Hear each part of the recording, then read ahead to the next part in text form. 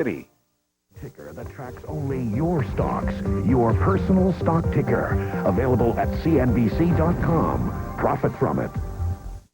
CNETnews.com is brought to you by PeopleSoft. PeopleSoft, applications for e-business. I'm Gina Smith. I'm Richard Hart. This is CNETnews.com. Today, will consumers feel comfortable buying furniture online without seeing it first?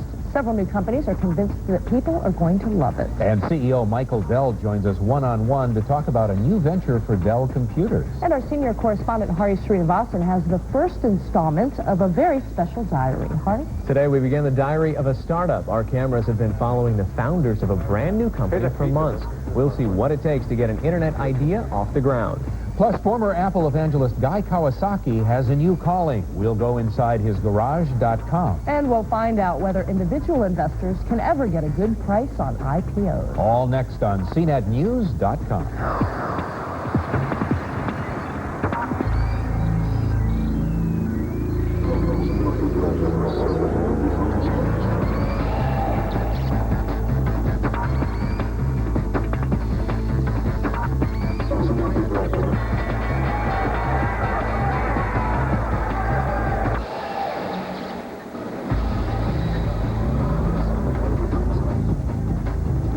Good afternoon.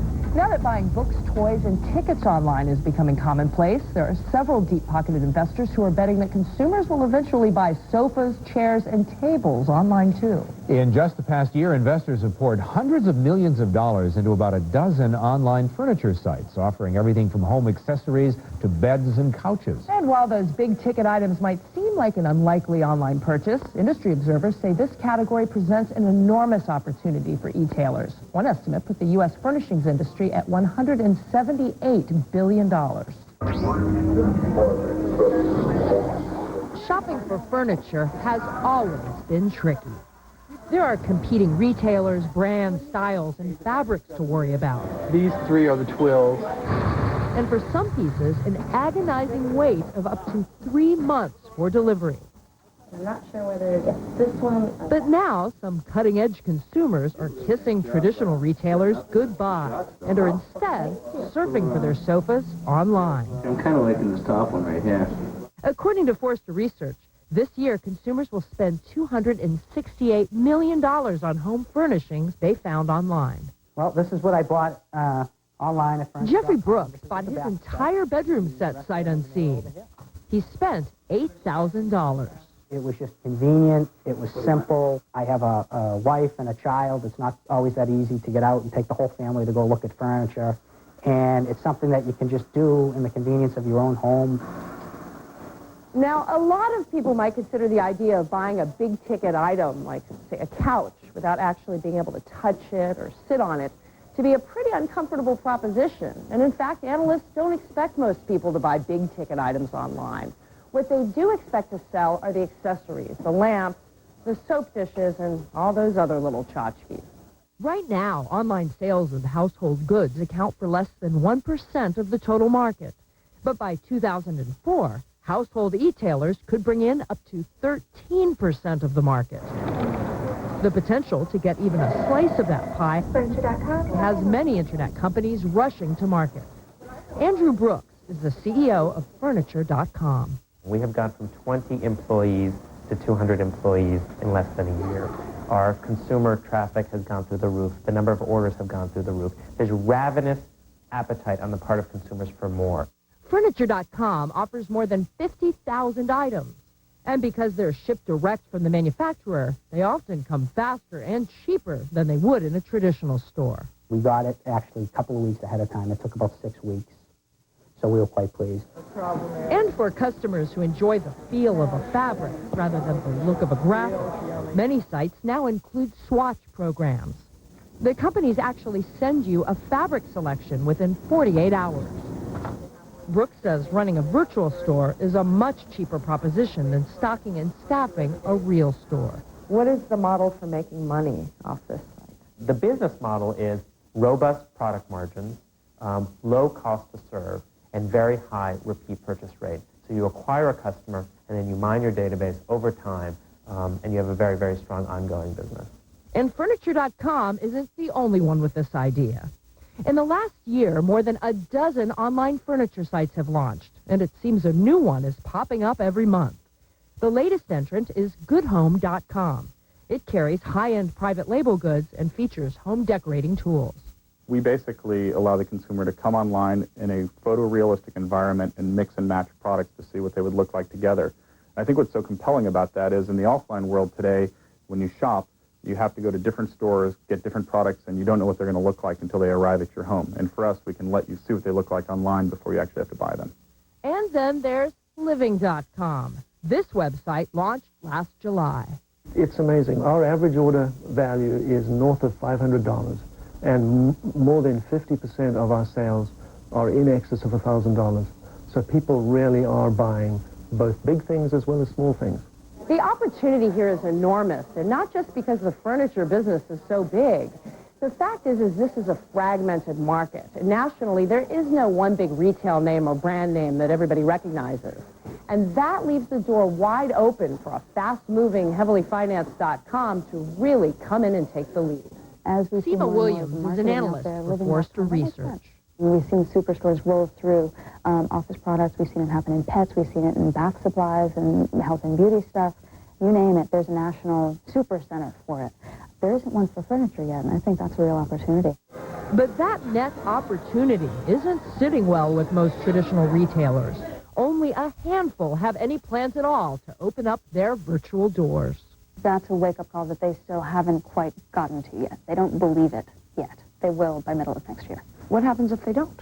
They get Amazoned.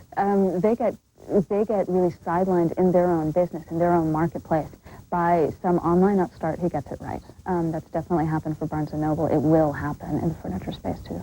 What are the biggest challenges that the pure plays face? They face some of the classic online challenges. One, customer acquisition and advertising, just getting their name out.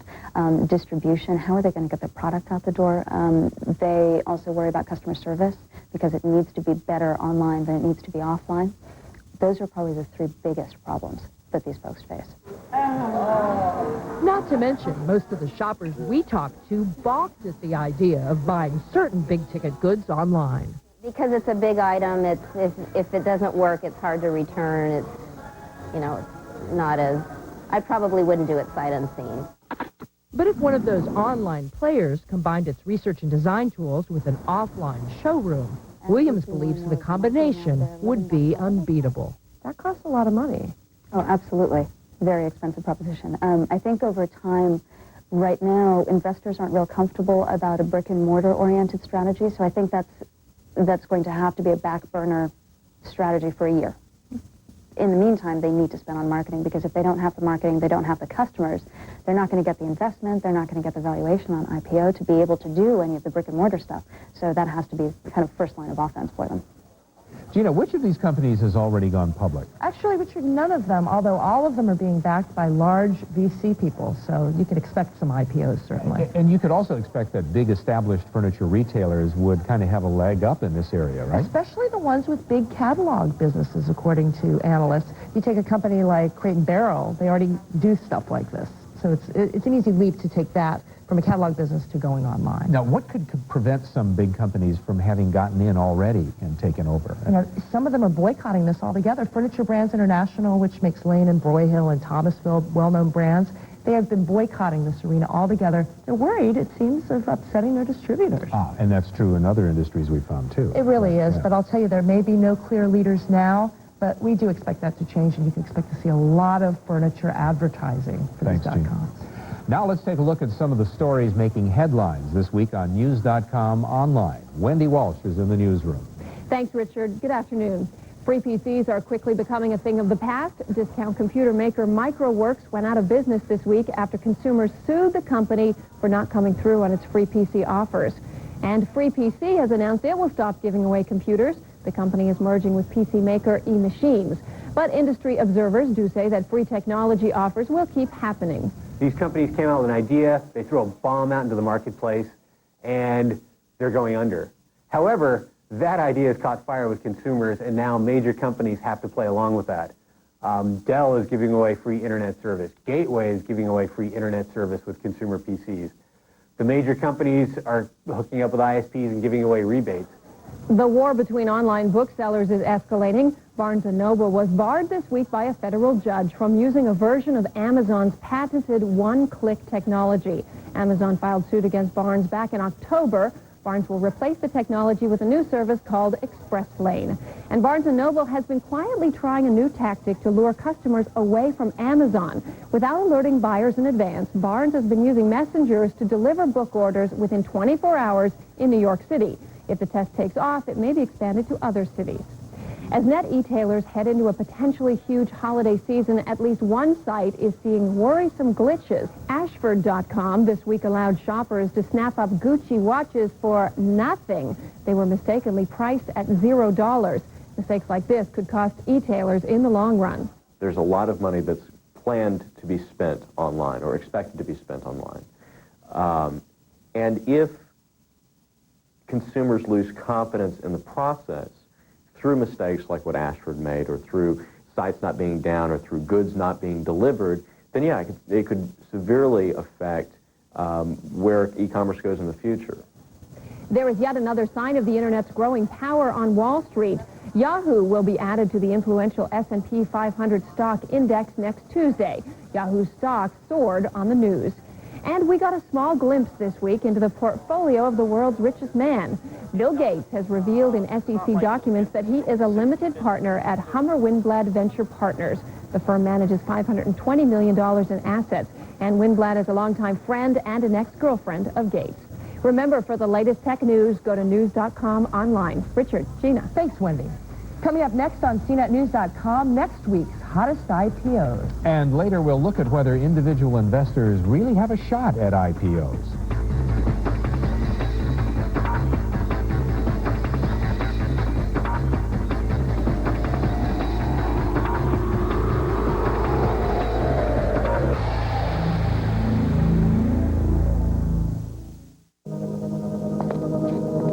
This is the new frontier, the post-downsizing era. We've cut down to the bone. There's no more fat to trim. Success today is network knowledge, intellectual capital. Inspire your people with the tools to collaborate. Nurture this and survive. Curtail it and become extinct. PeopleSoft, applications for e-business. The corporate thing just didn't work for me. I mean, that's just the politics, but the whole backstabbing, water cooler chit-chat and all that, well, garbage. So one day I'm online and I find Beyond.com. Before you know it, I got a home office and I'm living life on my own terms. With Beyond.com, I can stay at home and order all the software I need for my business, and it can be downloaded or delivered to my door. I'm as free as I want to be. Oh, hi.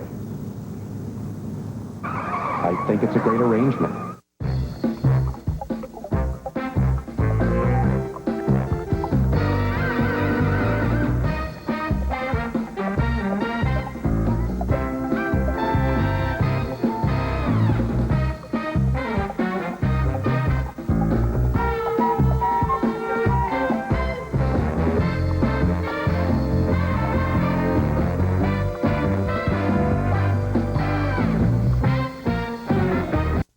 Finding that car you've always wanted has never been easier. You can thank AutomallUSA.com for that.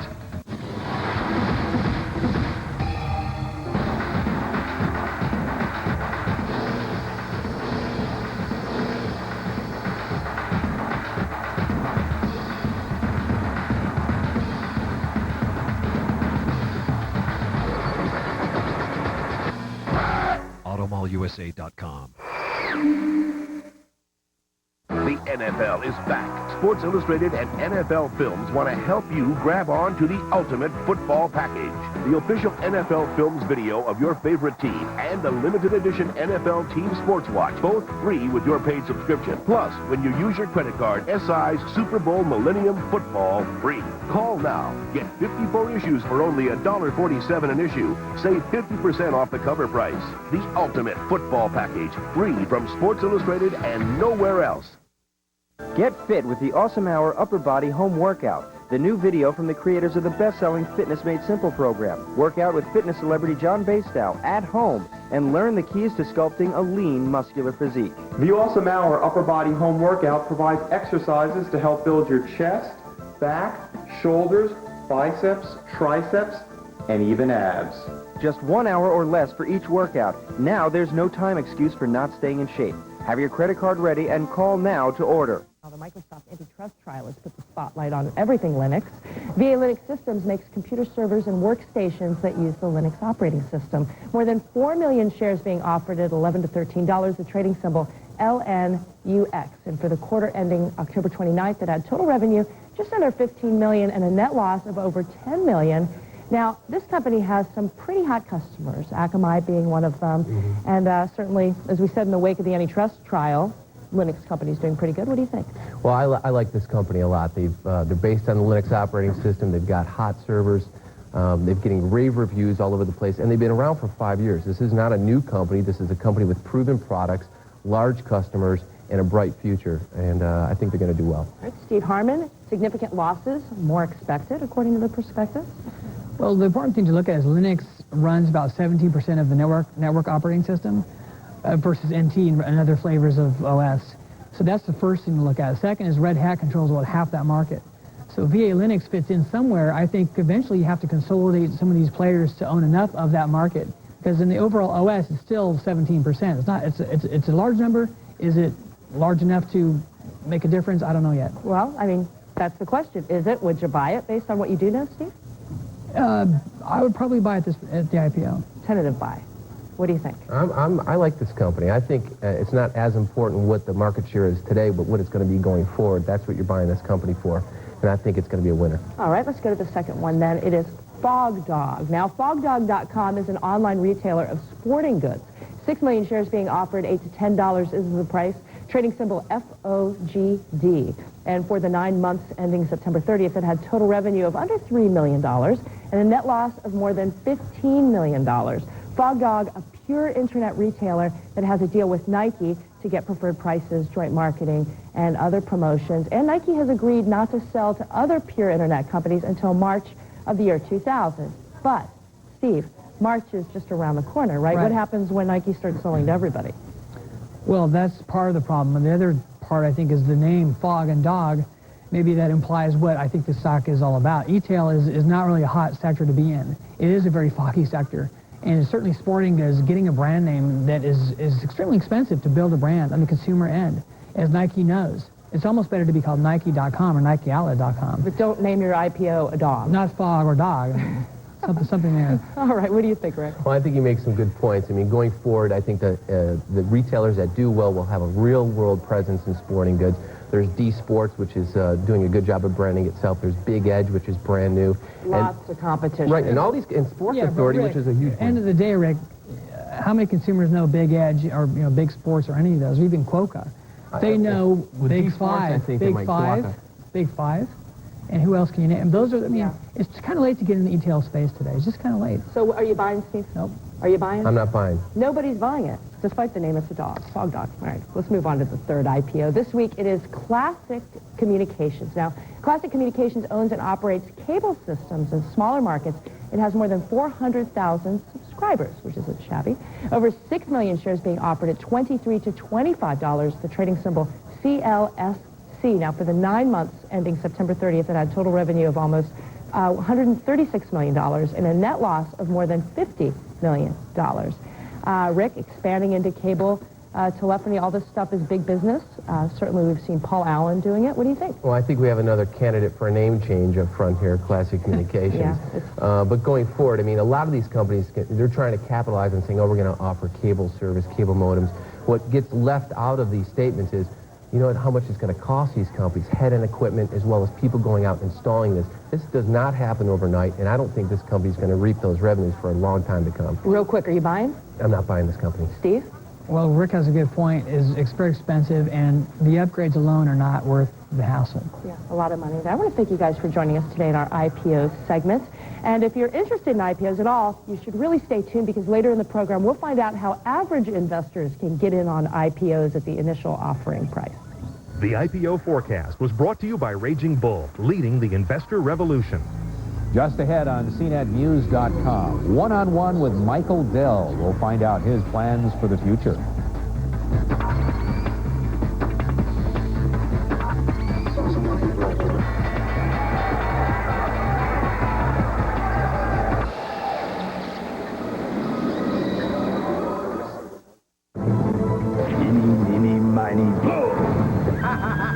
This Christmas, everything, yes, everything, is getting blown up. From Trimount Studios comes the $200 million event of the year, Blowed Up. Oh, my. This movie's gonna blow. A Michael Harper film, a Trimount Studios production.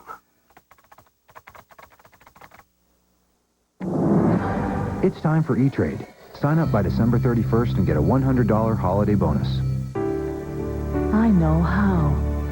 I am able. I'm part of this crazy mix of people and machines. I know how. I can dance with the buttons and the levers and the wires. I'm the future. I know how. Canon.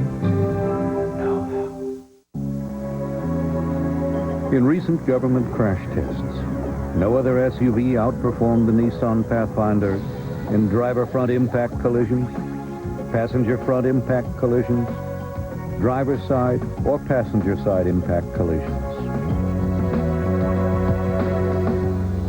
You might say it's like being taken off the endangered species list.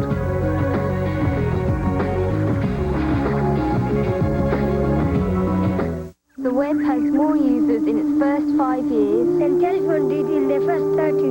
Our population, the size of the United Kingdom, joins the internet every 6 months. One day the internet will make long distance calls, the sing of the past. Are you ready? Are you ready? Are you ready? Virtually all internet traffic travels across the systems of one company, Cisco Systems, empowering the internet generation. Are you ready? This week, Michael Dell personally unveiled his company's newest PC. It's called the Web PC, and it's aimed at customers who just want to plug it in and log on to the internet. He joins us now by satellite from Dallas. Mr. Dell, does this mean your company is now shifting from conventional computers toward more devices like internet appliances? Well, you know, this word appliance is used to refer to so many things. I'm not sure it has a clear meaning anymore. I mean, clearly we're in the business of providing computer products and solutions. I mean, what we're doing with the Web PC is essentially creating a PC that is designed around the consumer and optimized for the internet experience. It allows them to get on the internet easily. It takes away a lot of the legacy things that cluttered up the system and added cost and confusion and complexity. And we're doing it with the support and service that Dell is famous for. For a company that made its name with built-to-order computers, isn't it kind of a departure to offer the customer fewer choices in order to keep this new PC cheaper with the free internet access and all that? We're actually offering a pretty wide variety of configurations in terms of memory, type of media, CD-ROM, DVD, monitors, etc. So there is a fair degree of configurability. Certainly when you have a product that is more aimed toward ease of use, you may not have as many features that are kind of user replaceable or configurable. But we offer a wide variety of configurations, and certainly the color accent strategy is highly tuned towards a build-to-order kind of business model. Let's talk about the next big thing. You know, Larry Ellison at Oracle and Scott McNeely at Sun Microsystems both say it's network computers and thin clients without software. What do you think is next? Well, I wouldn't want to confuse our strategy with what those companies are advocating as a computing architecture. I think in some ways there are similarities, certainly in terms of the ease of use elements, but those companies have sort of a fundamentally different view of computing architecture than we have. One issue that I think is not well understood by perhaps those companies or people observing this is that, as you get more people accessing the internet, more bandwidth, and people get access to high-speed internet connections, they actually want more power in their individual computing experience than they did before.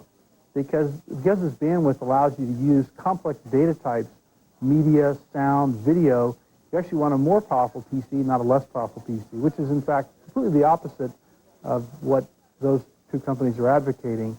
And I think there are significant differences in our views of the architecture. I would also point out that while we sell tens of millions of these products every year, the competing companies, as you mentioned, have largely made presentations but really haven't sold products, nor have products like that been accepted by the market. I think the ultimate test is, does a customer really want to buy it? And in that case, it's unproven. In our case, it's the fastest growing consumer business in the computing world. Once in a while, they have trouble buying because News.com reported you suffered an outage last week when your site crashed. For a company that makes millions a day, that had to be a significant hit. Actually, our site didn't crash. What crashed was a routing product from a company whose name will go unnamed here. We received a software upgrade from this company, and it essentially corrupted the DNS routing within our network for a short period of time. We recovered, we think, very quickly. You guys were quick on the spot to catch our infraction, but we have seen, we think, of all the companies out there who have complex websites, probably the highest level of uptime of any site, but certainly when our site goes down, it does make news. Now, let's talk about you for a moment. You're, 34 years old. You topped Forbes' list of the richest men under 40. You've got plenty of time to do what, say, Jim Clark has done, go from startup to startup to startup. What's your next challenge? Well, if you look at the broader market that we're in, we have about a 4% market share if you consider services and access and content and all the businesses that Dell is in. This is the only company I've worked at in the last 15 years, and I'm not a serial entrepreneur who goes and starts things and then leaves and starts other things. We have so many new horizons within our business and so much opportunity, and we think this is a great platform for continued growth. Well, thanks for joining us, Michael Dell, by satellite from Dallas. Gina? Coming up in the next half hour on CNETnews.com, our cameras provide a rare inside look at the anatomy of a startup. Also, Guy Kawasaki on the court and in the garage. Plus, taking the pulse of holiday e-tail.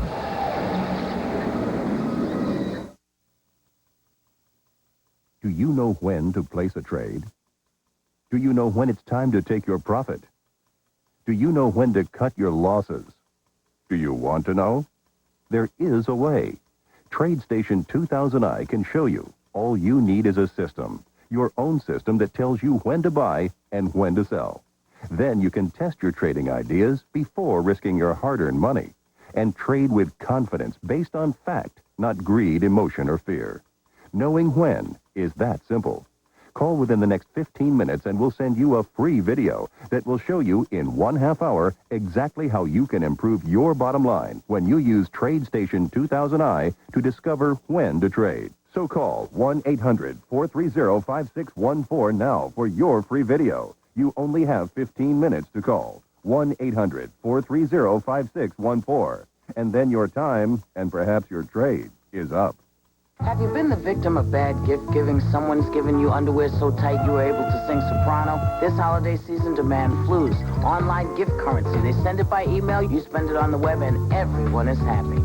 Flues, just what you wished for. Have you been the victim of bad gift giving? Has your boss given you a lovely action photo of himself? This holiday season, demand Flues. Online gift currency. They send it by email, you spend it on the web, and everyone is happy. Flues, just what you wished for. With hard work and good honest service, your business will grow and prosper. That's the American way. Shiloh Inns is but one example of the free enterprise system at work. Genuine friendliness, consistent service, and good value have helped make Shiloh Inns the largest independent hospitality company in the western United States. Now the sky's the limit for Shiloh customers. Stay 2 nights a week at participating Shiloh Inns and receive a certificate for 500 Alaska Airlines Mileage Plan miles. Shiloh Inns, affordable excellence.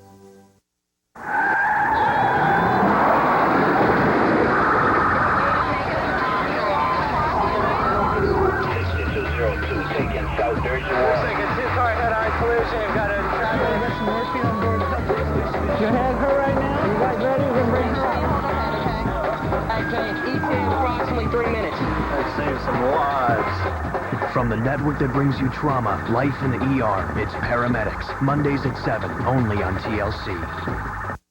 It's the grand opening of Car Stereo City's new Clackamas store, and America's #1 retailer is celebrating with free installation of most car decks and CD players. Pioneer 180-watt AM/FM CD player, $149. JVC remote control 12-disc CD changer, $199. Sony AM/FM car deck and 10-disc CD changer package, $299. And right now, get 2 free digital cell phones with AT&T's new Simple Family Calling Plan. It's simple, it's AT&T, and it's better than free at Car Stereo City.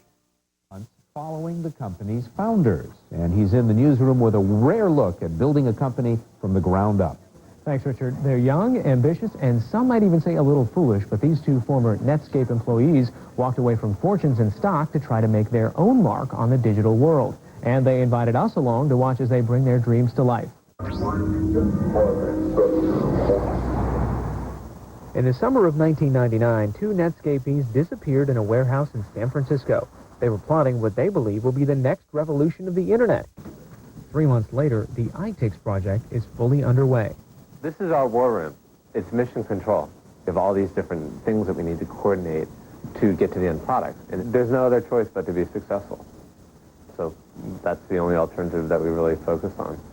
What does iTix do? iTix, that's our stealth code name. Everyone's got one. You got to have that stealthy code name, which no one can quite figure out what it means yet. So we like that part of it. Okay. 28-year-old Tim Hickman and 34-year-old Chris Misner are on a secret mission. One thing that was hard was keeping it quiet.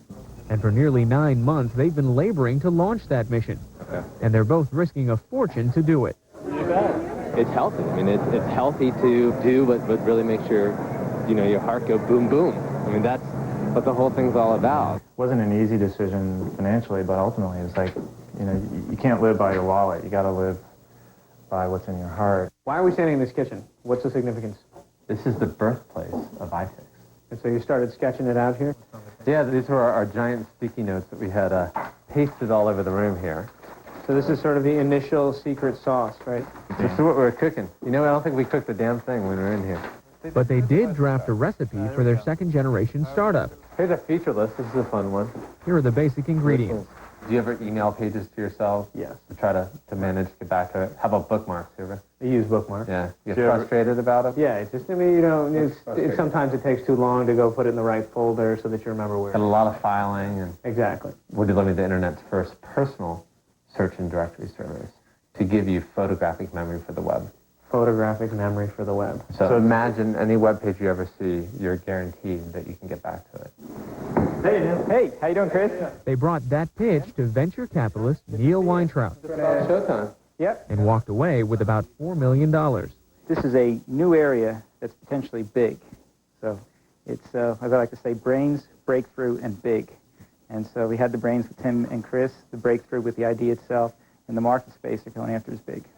But for many second-generation entrepreneurs, getting the money is the easy part. This is a problem for me. The bigger challenge is getting the team that can execute. People come out with 1 year of experience from another startup, jump ship and say, I need a big portion of the pie. I need a couple % of your company, which is completely ridiculous. It's probably one of the toughest things at this stage, this 6-month stage in startup, is that levels are completely inflated. We could hire that person really early. Hey, good seeing you, Sylvia. And there are people that it's worth giving a large portion to. For you, my friend. For you. Got to get the rock stars and build this stuff. But it's tough. It's really, really tough to manage the expectations. She did a lot of work on it. Ryan Courier left internet consulting firm US Web CKS to help Tim and Chris build and market their product. Where the product is right now, I think is great. I'm very excited about it. But where we think it will go in the future is one of the things that really makes it great to work here. And so being able to really work closely with them and sort of share their vision and help drive that vision has just been really great. But for this 28-year-old CEO, staying on top of those visions and goals is hard work. His personal moments are few and far between. I love fire stuff. I looked at my calendar, and it's full. It's 100% full. Like many techies in the Valley, Tim needs some grounding. You have that. So he hired this CEO coach to give him support and advice. The venue is usually Starbucks. How do you feel about your performance in the meeting? I think it was good. I mean, I think it was the right amount of preparation. Bill Roach call. You're about a month away from launch. What's the mood like? What's the atmosphere like? Fun. It's good. It's good. There's a lot of excitement. Building the company. But as the company headcount grows past 30 and deadlines loom, the pressures mount. So we do need to nail that thing quickly. So about 2 weeks ago, we were looking at a little dip in the enthusiasm. That's turned around. And once people can talk about what the hell they're working on, it's going to be a lot easier to get motivated, to get jazzed about building what we're building. This is a basic pitch that we're giving the analysts. And then, just 2 weeks before launch, We're delivering a free consumer web service. a practice demo for the leading VC goes south. Okay, what's that? It's down. Do you have an ETA on when it's going to be up? Startup slow. And the pitch is picked apart. Based upon numerous other things I've seen out there, I think there's a whole nother level to go here. What this came across as is engineers explaining their product. Do you think so? Oh, yes. Yes. Instead of getting us excited and pointing to, well, we've got a great search, it's more like, look, here's how we're changing this person's lives. Because at the end of the day, you either have the buzz, the takeoff, or you don't. And one of the great things that Neil did was just act as a good board member and outsider to kind of pick our heads up and say, okay, look at this as I see this. And our first reaction is, hey, we're working real hard here, cut us some slack. But at the same time, we take valid input. Hey. It's press time, and the product tour is on. Today, they meet with a reporter from Fortune magazine. It's going great. I mean, the best thing about Red Eyes is that you don't need a hotel. So you can fly here to San Francisco. Now, I mean, actually, you go from Backflip's office, you stop by J. Crew and get some clothes for the next day, because I didn't have time to get them before. You get the Red Eye, right, and then you kind of sleep there, not really. But then you get up, Starbucks, 5 or 6 press meetings in New York, get back on the plane, no hotel. So we're saving that money. That's why we keep it there. And we're back here, so it's very efficient. And finally, from those Post-its in the kitchen to the Post-its in the war room, the iTix project is ready to launch. The name is Backflip, and Backflip is the easiest way to get back to all the interesting things you find on the web. If you see something, you can save it, and then you can find it again. It's real simple. Joining us now on camera again is CEO Tim Hickman. Thank you for being here. Thank you. So what was it like to start an internet company and also have a camera crew kind of getting in the way all the time? Well, I think it's great to have someone to actually capture this in case we forget. So what's the next big step? You've launched the product now. Where are you going? So the next big step is to continue growing the company in terms of number of users, a next round of financing, and then an IPO sometime in the near future. In the near future, any more specific than that? Well, I think it's going to be no time real soon, but it's on the horizon. And the investors are probably wondering, how is Backflip, a good idea, going to start making money? Sure. We're going to leverage the fact that we have millions of users telling us what's important to them. And we're going to leverage that with partners and customers to better enable both their lives. And how long before one of the major portals decides, hey, this is a good idea, why don't I try to do this also? Well, I think hopefully they will decide it's a good idea, and I think our motto is make love, not war. So there's some interesting partnerships in that. That's great. Well, thank you very much for joining us, and we'll keep up with you in the next few months. Richard, Gina, we'll stay with them and have more entries into this Diary of a Startup. We'll look forward to that, Hardy. Thanks very much. Coming up next, we'll sit down with the experts to find out if ordinary investors will ever get a fair chance at IPOs. And we'll get David Corsi's take on e-tailing during the holiday rush.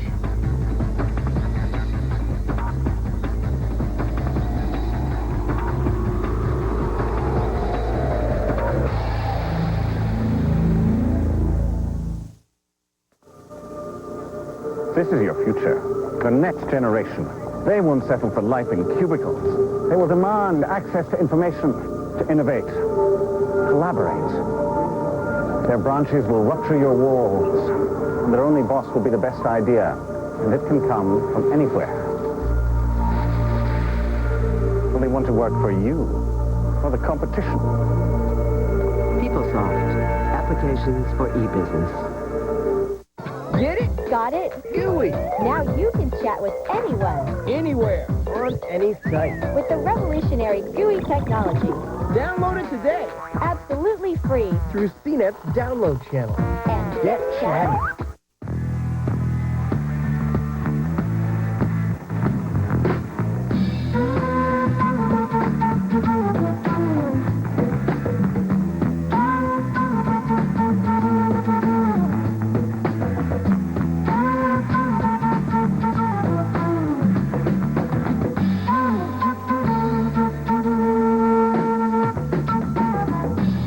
CNET.com, helping you find the right technology products.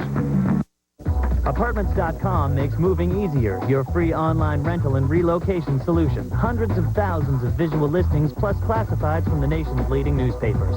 Photos, floor plans, the moving center, and more. Apartments.com. Start your search today.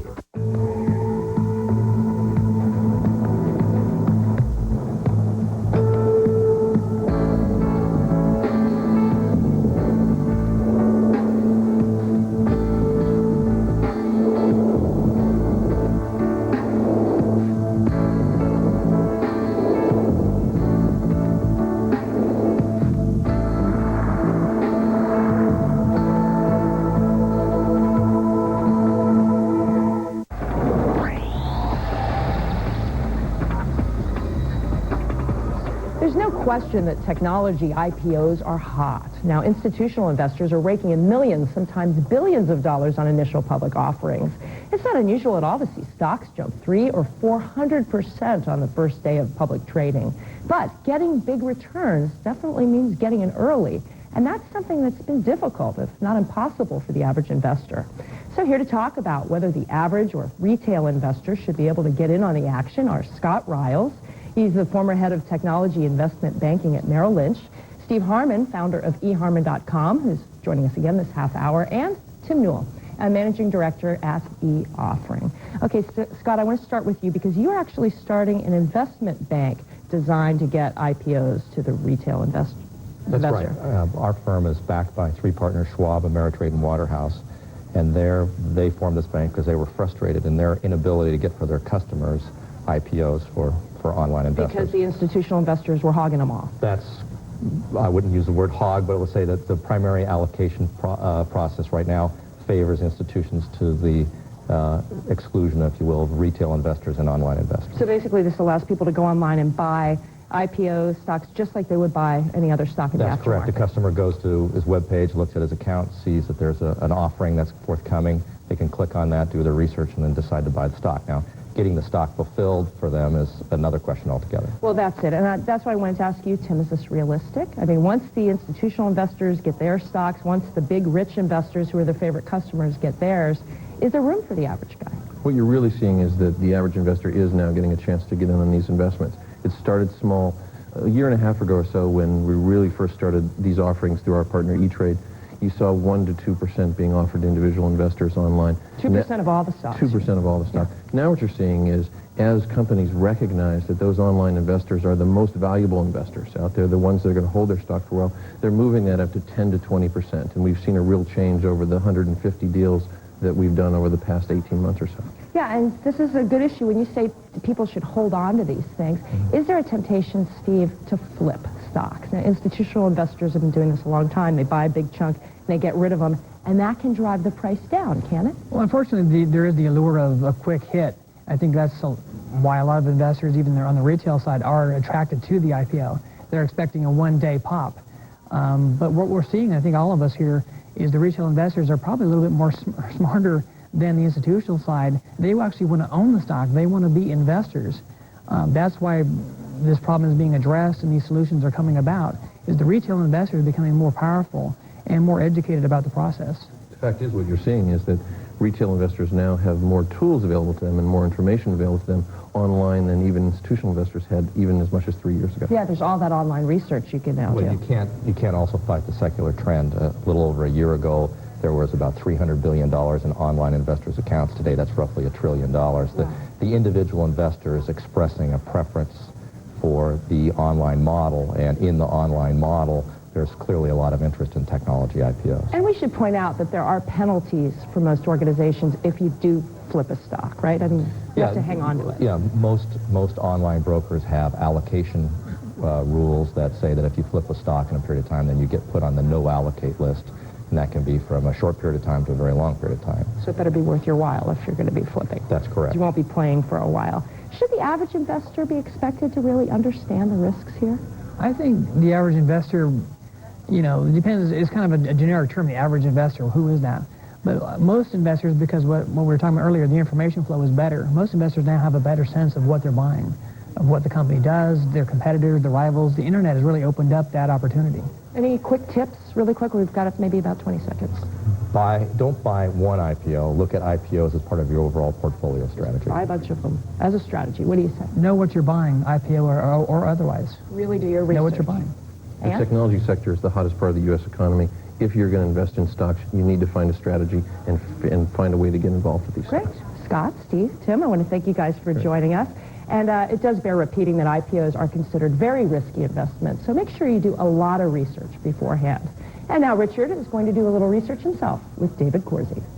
Gina, today's research topic is online shopping and what's in a name. Joining me to talk about the worldwide wait over this long week's long holiday is David Corsi, editor of PennNet.com, who had a wonderful Thanksgiving. Had a wonderful Thanksgiving, except, well, ordering it online isn't yet, well, it's not quite there yet. I went to Peapod first. Peapod I didn't end up ordering at just because it was so confusing. Part of that is quantities. How much is 2 pounds of mashed potatoes? What will that serve? Because when you go to the store, you get some stuff, and whatever it weighs, it weighs. Yeah, unless it's real expensive, you never look at the weight. Then I went to Webvan. I did get to order there. The ordering process I thought was pretty easy. They were able to do a delivery time that was good for me, day before Thanksgiving. And they showed up on time? They showed up on time, just like in the ads. But what they don't tell you in the ads is that they leave you the wrong stuff. In this case, I had ordered a pumpkin cheesecake. I got amaretto instead. Not very Thanksgiving. No, it's not very much. I ordered some peanut butter that didn't show up. And then I ordered a creamy turkey gravy and cranberry relish.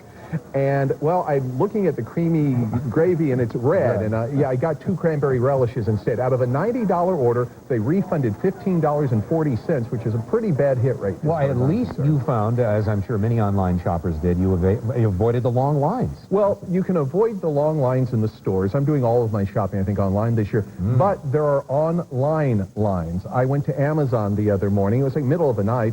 And it says, there's no Amazon.com here right now, but if you give us your email address, we'll be sure to send you an email as soon as you can order again. Wait. Sending email to let you know you can log on? Yeah, that I could come back. Well, you and I both know somebody else who was shopping for a toy from Toy Story 2, the movie, went to eToys and Toys R Us, and then discovered that KB Kids, well, you couldn't log on yet, but to prevent you from going to another site instead, they gave you a coupon worth $5 if you promised to buy it from them. Which would be 10% of an order or more, as long as you don't have to sit there and wait and watch the screen until they come back for you. Well, Christmas came early for somebody, and it all is because of the name. Well, when you think of the worthless things you can do to make a lot of money, you know, we think of IPOs and stuff like that. What about selling the name, the domain name, business.com, for $7.5 million. You're just jealous, aren't you? I am jealous. He paid $150,000, the guy who did this, $150,000 for the name, sold it for $7.5 million. He also, hey, this is a deal, eflowers.com, $25,000. Seems like a steal, except you pay 50 cents every order that comes over that domain name.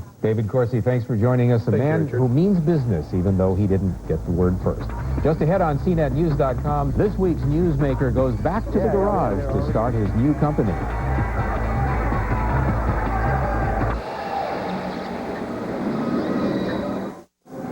In the name of progress, man has given up more and more control to the machines of his own creation. Perhaps it is time to take some of it back.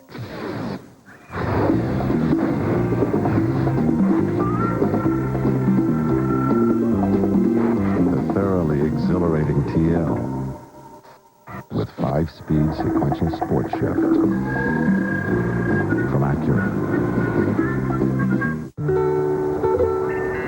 Small business software, $400. Letterhead, $610. Office supplies, $90. Remembering who you work for, priceless.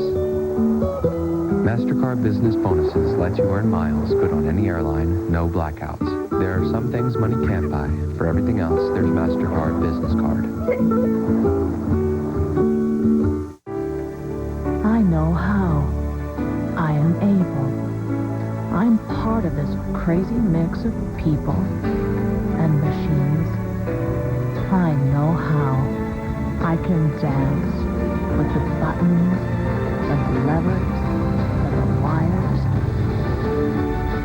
I'm the future. I know how. Canon. Everybody take your seat. Okay, class, let's try some basic conversation. Katrina, does this bus go downtown? Okay, maybe not. Bill, how many stops to Wall Street? On Ameritrade. Oh, you trade on Ameritrade? Yeah. One trade, $8. The reference is free. More Ameritrade. I'll leave for Ameritrade. Ameritrade. Call now.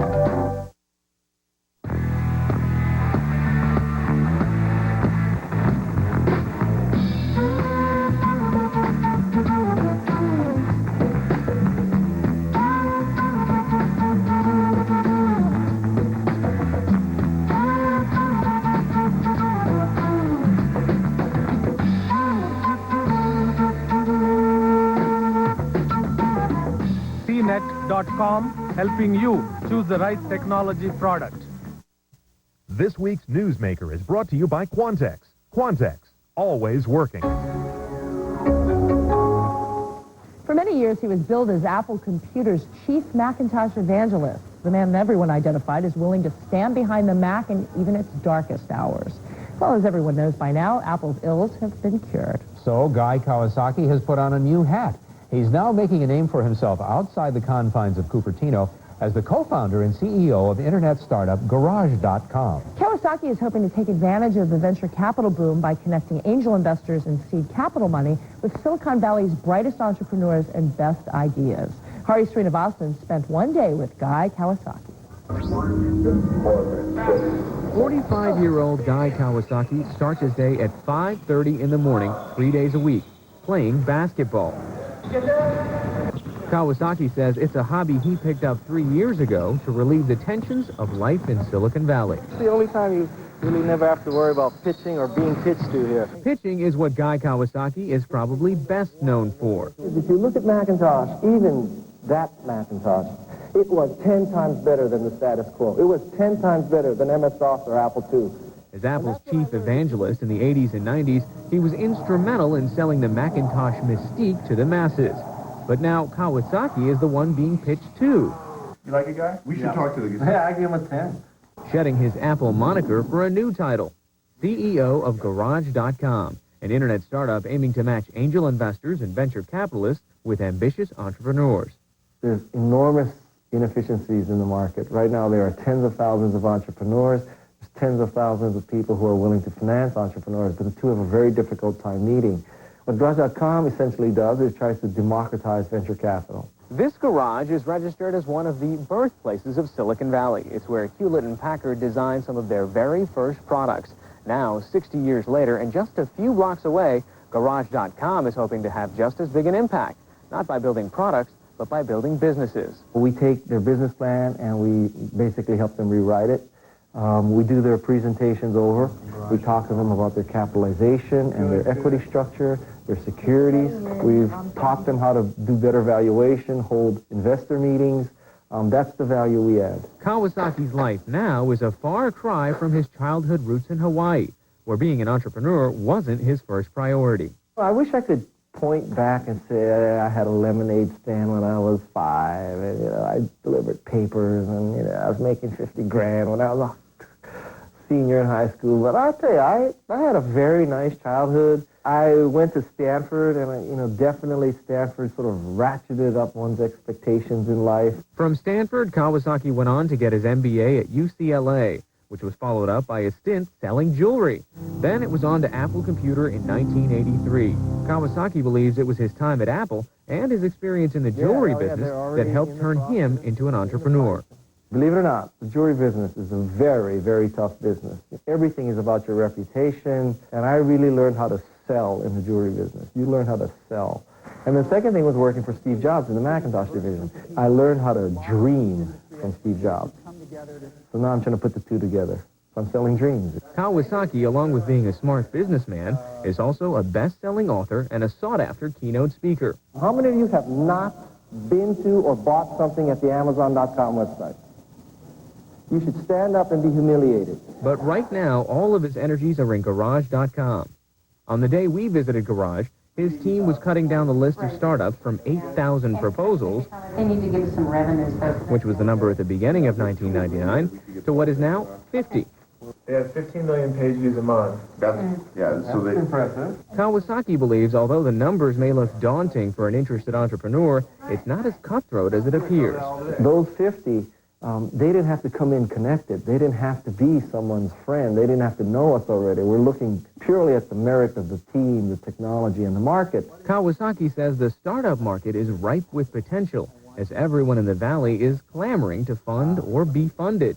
Garage.com's revenue model is to take equity in the startups they nurture and then bank on them to become home runs. What I'm trying to do here is help the next, Macintosh division, the next Yahoo, the next Netscape, the next Inktomi, those kinds of great companies, the next Amazon.com, 2 guys in a garage, 2 gals in a garage, guy and a gal in a garage, get all the combinations there. What we're trying to do is help them create the next big thing. So do you think the Garage.com has the potential to be as successful as the garage that HP came from or the garage that Apple came from? If we can help the Hewlett-Packards and the Apples come to life, I think certainly we will be rewarded for that. All right, I want to know, Hari, has Guy or his team hit any home run yet? Well, they're still a sort of an expansion team, if you will, if you want to carry that out. Their biggest adventure so far has been Dr. Drew Pinsky from the MTV Loveline show. The good doctor couldn't get an audience with VCs until Garage.com really stepped in. That brings me to this. Isn't Kawasaki, in effect, really competing with the VCs he's trying to get? Well, in a way, he's kind of a filter. I mean, he draws this baseball analogy where he says they're like a AAA club or a farm club, and they're trying to get these startups to the majors where the VCs are all at. Any potential .com that you care to mention that they're backing? Well, right now, what comes to mind is GuruNet. It's this tiny software search application that doesn't use any browsers. It's hyperlinked. I like it. I think that'll probably be one of their biggest splashes. We'll keep an eye on it. Thanks, Hari. All right, before we go, let's recap some of the key information from today's program. Gina? Okay, in our IPO forecast, both of our analysts chose VA Linux Systems as this week's winner. Well, in our startup, we decided to profile Backflip.com, a new startup, and hopefully we're going to keep watch of it. Hope people at home do as well. All right, and from Michael Dell, he guarantees us that Dell is not getting into the free PC business, and he is not moving on to another startup. All right, well, thanks for joining us. And remember, if you missed any part of this program, you can definitely watch it online at news.com if you have a high-speed connection. We'll see you next week.